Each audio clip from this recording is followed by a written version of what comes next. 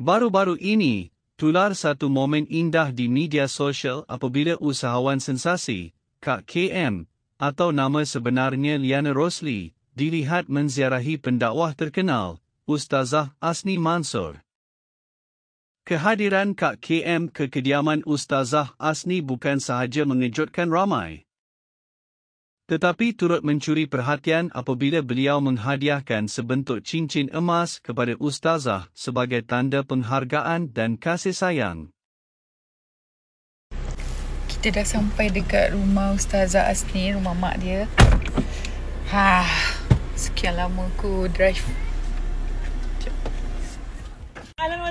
Aduh, kesayangan.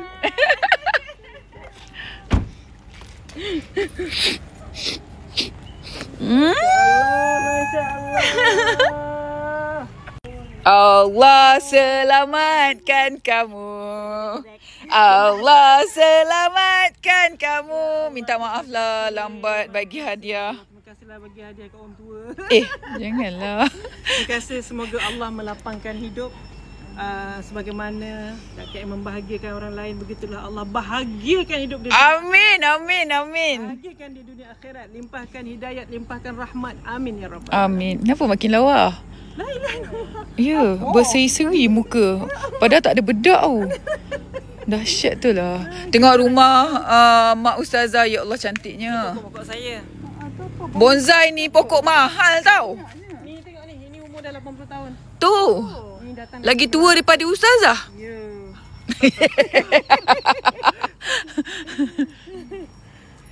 Apa ni, tenangnya.